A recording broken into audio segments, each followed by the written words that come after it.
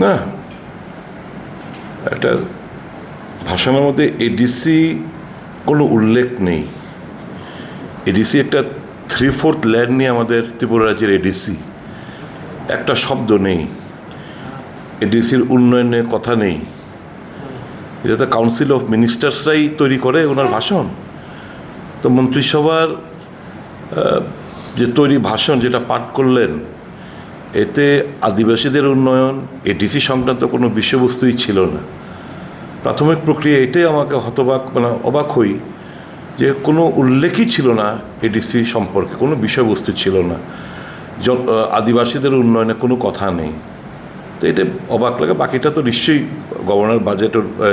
Governor স্পিচের উপর যখন discussion হবে তাতে তো নিশ্চয়ই অংশগ্রহণ করব। আর যা উনি বলেছেন শুনতে ভালো লাগে, টেবিল চাপড়িয়েছে, কিন্তু বাস্তবে কিছু নেই। রাজ্যের আইন শৃঙ্খলা তলানিতে বিষয়বস্তু নেই, কীভাবে সেটা মোকাবেলা করবে। নেশায় আচ্ছন্ন যুবক যুবতীরা, সরকারের দৃষ্টিভঙ্গি কি তার কোনো উল্লেখ নেই। বেকারদের কর্মসংস্থান নিয়ে কোনো উল্লেখ নেই। তো এটা কি বলবো, এটা গতানুগতিক একটা ভাষণ দিতে হয়। নতুন বছরের প্রথম অধিবেশনে ভাষণ দিতে হয় বলেছেন। কাউন্সিল অফ মিনিস্টার্সদের মন্ত্রিসভার যে চিন্তাধারণা রিফ্লেকশন আমরা যেটা পেয়েছি তারই ব্যক্ত করলাম। প্রতিদ্বন্দ্বিতা করবে। গত নির্বাচনে কংগ্রেস প্রতিদ্বন্দ্বিতা করেছিল। গত বিধানসভা নির্বাচনের পর তিনটে উপনির্বাচন হয়েছে। বক্সনগর সিপিএম প্রতিদ্বন্দ্বিতা করেছিল, কংগ্রেস প্রার্থী দেয়নি। ধনপুরে সিপিএম প্রতিদ্বন্দ্বিতা করেছিল, কংগ্রেস প্রার্থী দেয়নি।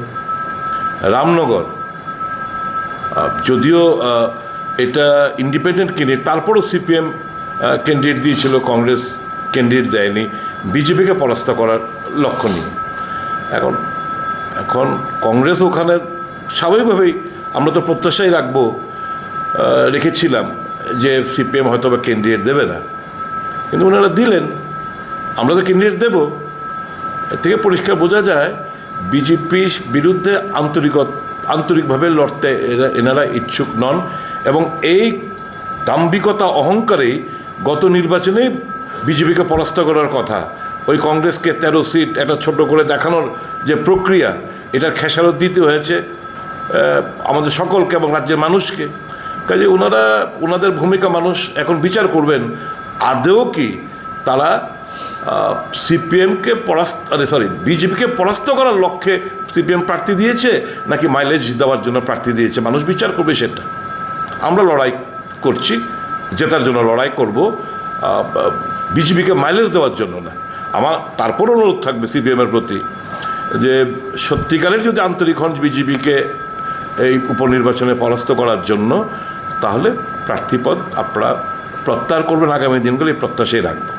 না, কথা বলেননি, কথা বলার সুযোগও তো দেননি। ইলেকশন ডিক্লেয়ারও হলো না, ফাট করে ওনারা প্রার্থীরা দিয়ে দিলেন। তো কথা বলতে সুযোগই দিলেন না। তো দেখা যাক।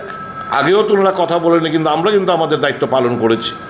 সিপিএম এবার দায়িত্ব তার পালন করার কথা, প্রার্থী না দিয়ে সেটা ওনারা করেননি। মানুষ বিচার করবে, ধর্মনগর মানুষ বিচার করবে, সারা রাজ্যের মানুষও এটা উপলব্ধি করছে আসল জিনিসটাকে কারা আন্তরিকভাবে বিজেপি পরাস্ত করতে চাইছে। ডিসিটা কন্টেস্ট করবো, আমরা সবটাতেই কন্টেস্ট করবো। এদের দলের তরফ থেকে এখন তাকে হয়তো মনোনয়ন দেওয়া হবে, হয়তো বিনা প্রতিদ্বন্দ্বিতাই জিতবে। কিন্তু আরও ভালো বেটার লোক যারা এই পার্লামেন্টারি প্র্যাকটিস অ্যান্ড প্রসিজারটাকে সম্মান দিয়ে বিরোধীর সুযোগ দেবে, কথা বলতে দেবে বিভিন্ন ইস্যুগুলোতে, এরকম লোকদের দিলে বেটার হতো। এখন দেখা যাক আগামী দিন উনি পরিচালনার ক্ষেত্রে ওনাকে আমরা যতটুকু চেয়ারম্যান হিসেবে দেখেছি, কিছু যদি সংশোধনী আনতে পারেন তাহলে ভালো। আর যেরকমটাভাবে উনি চালিয়েছিলেন একটা চেয়ারম্যান হিসেবে মাঝে মধ্যে স্পিকারের আসনে বসে, সেরকমটা হলে তো মারাত্মক ঘটনা হবে। দেখা যাক, let us hope for the best. এটা তো কি, এটা আমি তো বুঝি না। একদিকে আবার সরকারের অঙ্গ হিসেবে মন্ত্রিসভায় থাকবে, আরেকদিকে নিজেদের মধ্যে ঝগড়াঝাটি, মারপিট, রক্তপাত, সংঘাত। এটা এটা কী ধরনের রাজনীতি আমি সেটা বুঝতে পারছি না। হয় বেরিয়ে এসে সম্পূর্ণভাবে তার বিরোধিতা করুন, আর নয়তো সম্পূর্ণভাবে সহযোগিতা করুন। এরকমটা যদি চলতে থাকে তাহলে তো মহা মুশকিল। মানুষ বিভ্রান্ত হচ্ছে, উন্নয়ন স্তব্ধ হচ্ছে, মানুষের দৃষ্টি অন্যত্র ঘুরিয়ে দেওয়া হচ্ছে, দুর্নীতির ইস্যু কোনো কথা নেই, বেকারত্বের জ্বালা নিয়ে কোনো কথা নেই, সুশাসন নিয়ে কোনো কথা নেই।